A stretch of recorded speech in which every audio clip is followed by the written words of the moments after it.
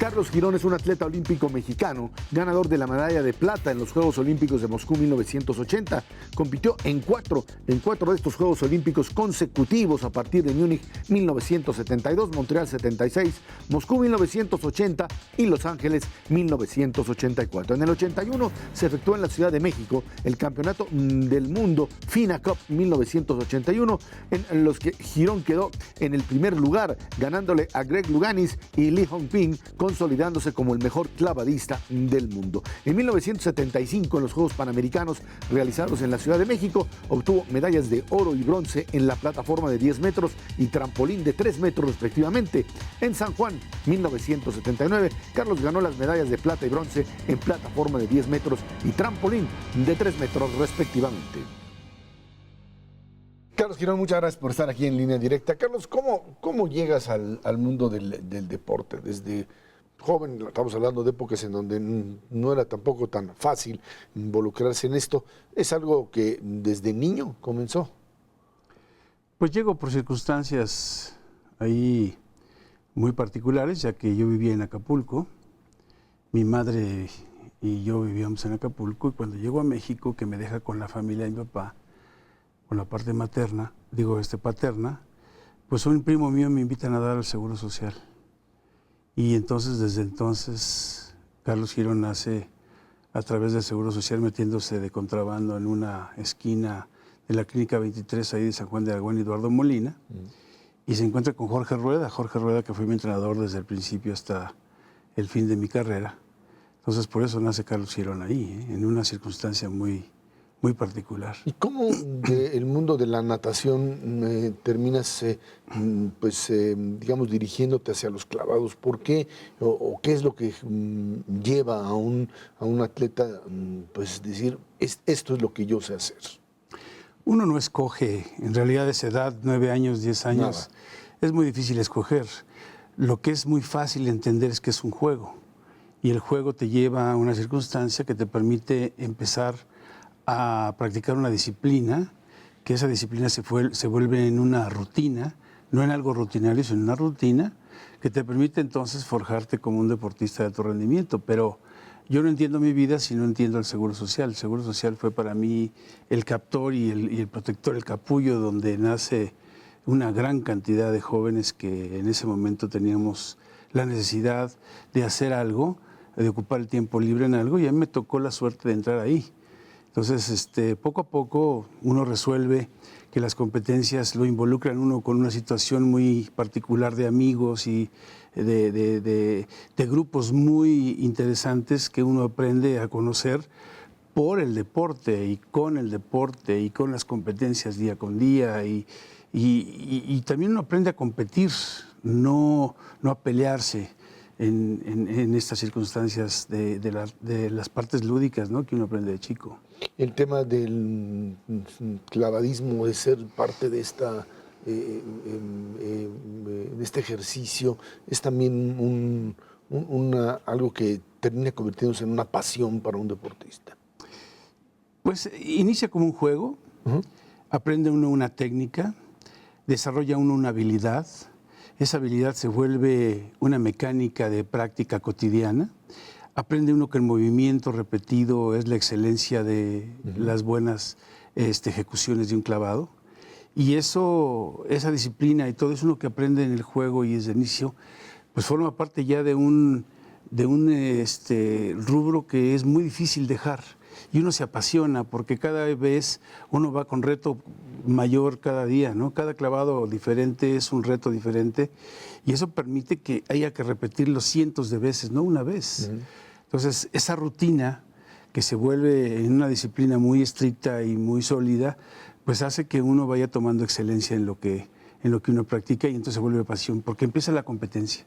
Empieza el roce internacional, empiezan las giras con las personas que nunca uno hubiera imaginado que iba a conocer. Mi primera competencia fue en El Salvador, centroamericano, infantil y juvenil, muy chico, la de 12 años o 11 años, una cosa así. Y yo gané un centroamericano en mi primera, vamos a decir, despertar internacional. Y eso fue lo que a mí me hizo como parte de una catapulta para seguir en este deporte, porque de otra manera a lo mejor hubiese yo dicho, no, me desanima eso, no me gusta. Por el contrario, me exaltaba mucho, me animaba mucho a hacer ese tipo de cosas. Y me acuerdo muy bien que, bueno, llega uno ahí a un lugar, a un internado, donde lo tiene uno cautivo, se va uno a la alberca, regresa, poca actividad cultural, pero sin embargo alcanza uno a conocer mucho de donde uno va y entonces se enriquece mucho la persona, ¿no? ¿Tienes el apoyo? O sea, en esas épocas hay un apoyo al deporte, a ti específicamente, seas el Seguro Social, estas instancias que hoy conocemos como institutos del deporte, etcétera. ¿Esto a ti te sirvió de algo o en realidad nunca tuviste ahí un estímulo? Si llamamos al gobierno IMSS, sí. Si llamamos obviamente a una institución tripartita que es diferente, no. Pero el Seguro Social para mí fue el despegar en muchas cosas, porque el Seguro Social me cobijó en sus albercas, siendo parte de un grupo de jóvenes que no éramos derechohabientes del IMSS.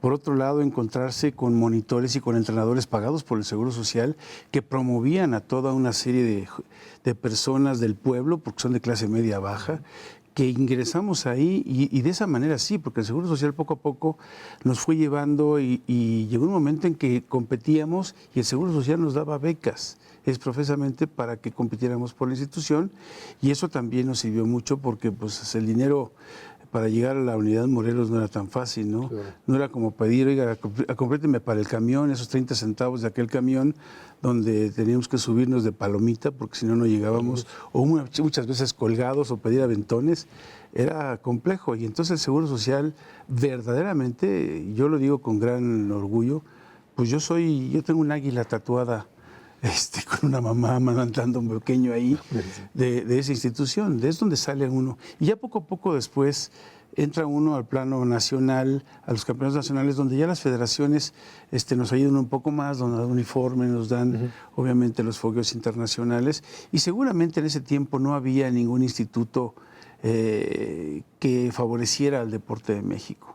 En los años 60, en los años 70, en realidad no. Fue hasta el 80 más o menos donde nace el Instituto Nacional del Deporte, en ese tiempo que dirigía uno de los señores Portillo, y después hace la Comisión Nacional del Deporte con otros presidentes, y bueno, y ahí sale el deporte de otra manera, pero en ese momento era muy difícil. No, o sea, el cobijador fue siempre para mí el Seguro Social. Estamos platicando con Carlos Girón, aquí en Línea Directa.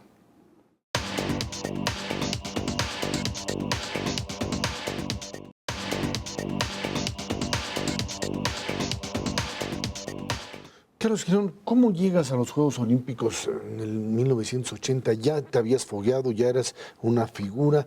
¿Alguien pensaba que podías hacer algo en esos Juegos Olímpicos o en realidad fuiste ahí la gran revelación? No, tiene una historia, ¿no? Porque después yo descubro 68 como la parte donde mis ídolas nacieron ahí, ¿no?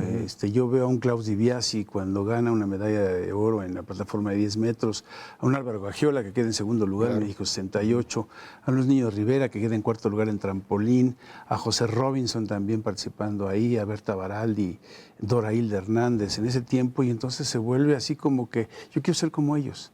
Pero yo veía muy claro a Klaus Di Biasi. Klaus Di Biasi para mí fue la imagen a seguir. Fue obviamente ahí la pareja donde quería imitar todo el tiempo, ¿no? Su técnica, su calidad como entrenador, como clavadista, era extraordinaria. Y después me toca en 1972 por primera vez ser participante oficial de los Juegos Olímpicos, y previo a esa competencia, 72, hay una competencia en Suecia, en Ronnebybrunn, Suecia, que se llamaba Swedish Cup, ¿no? La Copa de Suecia. Y yo participo como un invitado más. Nadie sabía de mi existencia como clavadista, ni mucho menos internacional. En México sí, ya era yo campeón nacional en esa época. Y Klaus Di Biasi, Giorgio Cañotto y todas las figuras internacionales participaban en esa competencia, en la Copa de Suecia en Ronnebybrunn. Y me toca a mí en una competencia como el Wimbledon, se eliminan 1 contra 1. Y me toca participar mi primera prueba, ¿no? En las semifinales, en los octavos de final, con Klaus Di Biasi, campeón olímpico ya en 1968. Y entonces era la gran figura, ¿no? Internacional. Y cuando me toca con él, lo elimino en la primera ronda. Entonces dio un cambio en mi vida muy fuerte. Y yo llego a 72 como un gran favorito, ya en Múnich. De un hecho, en trampolín, pues no me fue tan bien, pero en plataforma, en el último clavado de mi competencia, estaba yo en segundo lugar. Y yo creo que ahí es donde afloró mi falta de experiencia. Claro. Y ese clavado 72, en el último salto, en la final, lo fallo. Y del segundo lugar me voy y me desplomo hasta el octavo lugar. Entonces, pues esa fue una gran decepción, pero un gran aprendizaje. Porque muchas veces se aprende más perdiendo que ganando. Y entonces de ahí viene 72, 76, que fue unos Juegos Olímpicos difíciles políticamente hablando, porque la federación tenía muchos conflictos internos. 76, y ahí quedó un cuarto lugar y un séptimo lugar, si mal no recuerdo. Y después vienen los Juegos Olímpicos de 80, pero ese paso de 8 años nos sirve porque ganamos muchas competencias internacionales y llegamos como favoritos a los Juegos Olímpicos de Moscú. Moscú es pues un Juegos Olímpicos muy conflictivos, es un problema político internacional muy grave, la invasión rusa a Afganistán y pues todo un sistema bastante amañado en donde no solamente a ti, a otros atletas les pasó lo mismo, parecía que todo estaba hecho para modificar los resultados en función del interés soviético. ¿Qué te pasó? Claro, pues es el boicot, ¿no?, de los Juegos Olímpicos ahí donde Estados Unidos no asiste, Canadá no asiste, y todos los demás países que sí fueron, que fue la gran mayoría, cobijados por la bandera de los Juegos Olímpicos, por el Comité Olímpico Internacional. Esa era su bandera, ya no era su bandera.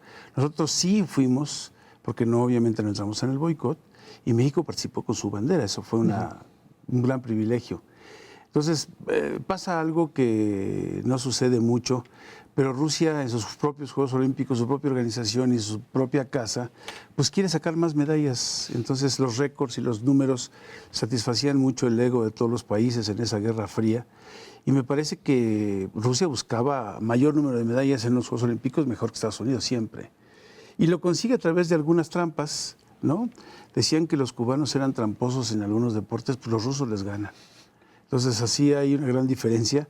Y Alexander Pornov, que era uno de los competidores favoritos ahí también, estaba Giorgio Cañoto, estaba Val Hoffman, estaba soviético y servidor, estábamos ahí peleando las medallas.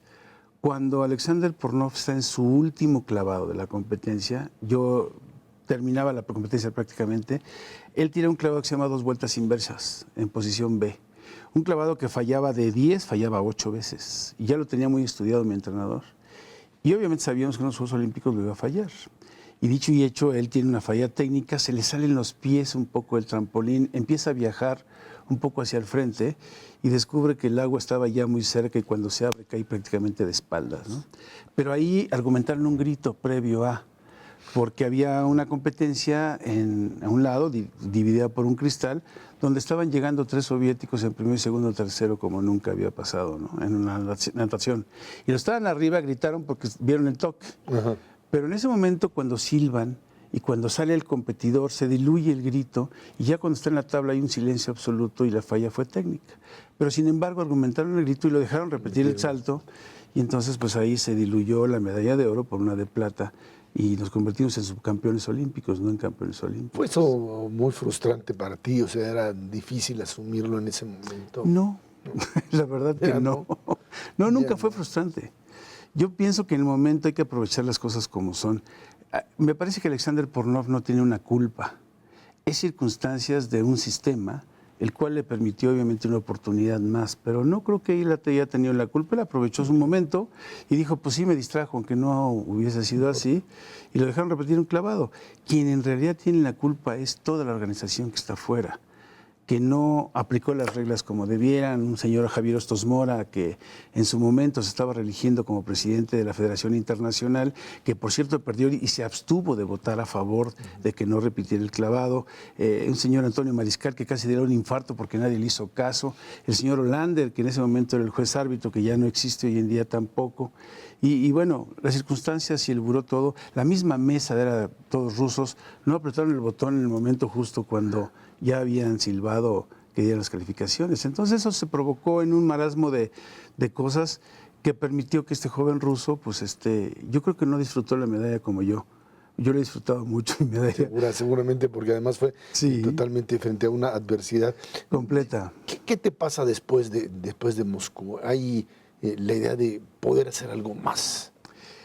Yo creo que mis logros como deportista llegaron a Moscú en un magnífico momento. Yo me casé en el 79.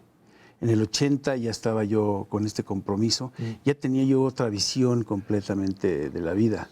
Y entonces pues me pongo a estudiar, porque si no, los clavados no te dan una vida, no te dan obviamente un estatus de ninguna manera. Entonces yo me puse a estudiar, decidí estudiar odontología en la Unitec, me recibo como odontólogo en el 85, pero ya en el 84 fui últimamente como competidor de apoyo para los demás. En realidad ya no iba yo por una medalla, iba yo por un compromiso y de apoyar a mis compañeros, que eso fue en realidad lo que pasó, ¿no? Estamos platicando con Carlos Girón, aquí en Línea Directa.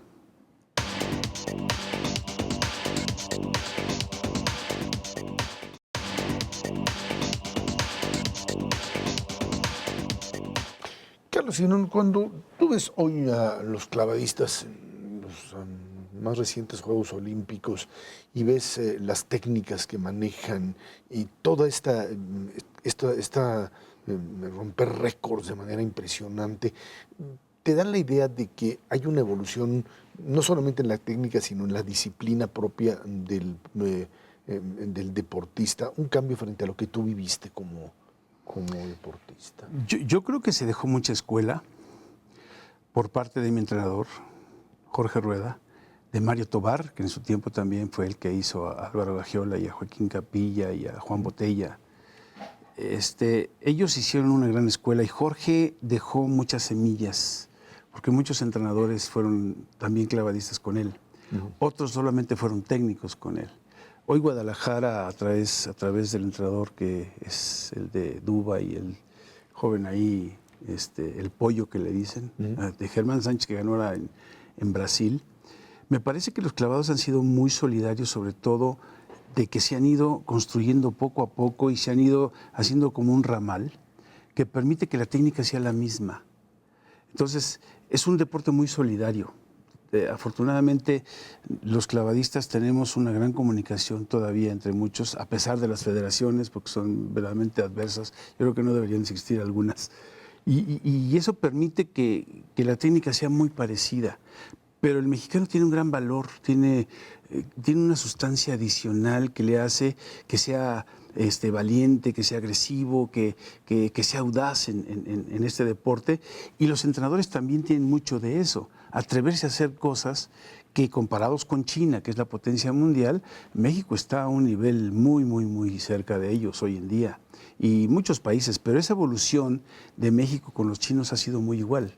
Porque de hecho los chinos aprendieron mucho de nosotros en los años 80, cuando China tenía un bloqueo ahí que no podía por la Federación Internacional, empieza en los 80 a participar en el 81 en el Campeonato del Mundo, donde yo gané esa competencia, pero esa evolución es técnica. Y entonces los chinos subieron gran dificultad y México empezó a equipararlos. Entonces hoy hay un deporte que verdaderamente tiene muchas promesas, tiene mucho capital de jóvenes que están haciendo este deporte en diferentes partes del país, que eso ayuda extraordinariamente. ¿Qué pasa? Mencionas reiteradamente el tema de las federaciones. Es un problema de desorganización, de corrupción. Cada vez que uno habla con distintos deportistas y gente que está en Olimpiadas, se quejan, ya sea en el tema del básquetbol, ya sea en el tema del atletismo. Parecería ser que hay algo en donde el tema deporte, organización, está roto en nuestro país y no permite que sea un elemento de apoyo, que esto tiene que ser. Están los recursos, están los jóvenes interesados y algo pasa, Carlos. Pues lo que pasa es que muchas gentes que hoy en día, en el caso de la Federación Mexicana de Natación, la falta de conocimiento y la falta de la misma práctica no permiten tener esa visión tan amplia como para ser un dirigente deportivo y sobre todo en federaciones como la natación. Son improvisados. Muy improvisados, desgraciadamente muy improvisados. El que está hoy en día como presidente de la federación verdaderamente pues toma mucho en cuenta la decisión de los atletas, que es muy importante, pero no los atletas tendrían que decidir, sino ellos tendrían que hacer unas reglas muy bien hechas y hacer calendarios que permitan que la evolución de los clavadistas o de los atletas en general fuera consistente y congruente con un calendario, un cronograma muy bien hecho. Y sin embargo, no. Entonces le dicen a la titular de los clavados que está dirigiendo a un grupo y le preguntan, oiga, ¿cómo quiere que le hagamos la competencia? Ah, pues hagan a tal fecha porque es la fecha que estamos mejor. No debe ser así. Debe ser un calendario muy específico porque hay ascensos y descensos y hay un programa muy específico para llegar a un tope donde tiene que estar el atleta en su máximo rendimiento y eso no depende de ellos, depende de la federación, la planeación de una federación. Cuando no se conoce eso, porque eso la natación está en el suelo, ¿no? Y eso se lo debemos a mucha gente, no solamente a la federación, pero está en el suelo, el waterpolo está en el suelo, el nado sincronizado está renaciendo porque hay un entrenador ahí que más o menos le pone todas las ganas y los clavados porque son muchos. Tenemos mucha fuerza en los clavados. Entonces, hoy se basa la federación nada más en los clavados y todos los demás deportes no los promueven, ¿no? No es un problema de recursos. No es un problema de recursos, es un problema obviamente de administraciones. Y me parece que los recursos hay, solamente que a veces los recursos no se administran como debieran. Podríamos estar al nivel de, no sé, China, Estados Unidos. O sea, ¿hay el material para competir, para estar a ese nivel? Sí podemos, definitivamente sí podemos. Sí. Lo importante, digo, tener gente que tenga la capacidad y que conozca las entrañas de este deporte. Y que por favor, ojalá que los dirigentes vieran que la administración la hacen ellos, no hacen la decisión de los deportistas. Los deportistas deben de acatarse a las reglas que tiene la federación para elegir un selectivo. Es un problema de disciplina. Por supuesto. Que parecería que tampoco existe dentro del país. No la hay. Y por otro lado, el tema de que el clavadista o el nadador tiene que ser algo más además de esto, ¿no? Y para entender que... como decías tú, bueno, viste que terminar estudiando odontología porque no se va a vivir permanentemente de eso, ¿no? No se vive y tampoco se pretende que se viva de eso, pero pueden llegar a ser entrenadores nacionales, técnicos, conferencistas, no sé, asesores del mismo deporte. Me parece que eso es muy interesante. Pero cada quien usa el libre albedrío como quiere y a veces soslaya todas esas ideas que uno tiene o lo que aprendió por sentirse obviamente los reyes del escenario, ¿no? Esa es una parte que yo no puedo entender en este país. Dime algo, ¿todavía te avientas clavados? Sí, me aviento, pero ya no con tanta frecuencia. Termino, obviamente, siempre festejaba yo un 3 de noviembre, que es mi cumpleaños, con un clavado en el Deportivo Chapultepec, pero tuve una lesión y ya a partir de eso ya no me tiro más que de la orillita. Nada más de la orillita. Sí. Porque ahí está. Finalmente, Carlos Girón, tu nombre estará ahí inscrito, por supuesto, como una de las figuras dentro del clavadismo en México. ¿Te ves, pensarías que tendrías que haber hecho algo diferente para el deporte en México de lo que tú realmente lograste hacer? Pues mira, yo creo que tuve la suerte de ser dirigido por gente correcta, gente honesta, gente congruente con su vida, que nos enseñó principios muy importantes, en lo particular el bajarse de un podio y saber que cada momento que uno está distanciándose de ahí es menos importante y que hay que hacer cosas trascendentes, pero que también es un ejemplo para las personas y uno tiene que predicar con eso, hay que ser congruente con la vida. Yo creo que hasta esto de mi vida, hasta donde yo estoy en este momento, esos 62 años, pues he sido congruente con ese bajarme del podio y vivir la vida como debe ser. Eso es lo más importante. Eso me parece importante. Carlos Girón, muchísimas gracias por estar aquí. Muchas gracias a ti. Fue Carlos Girón, aquí en Línea Directa.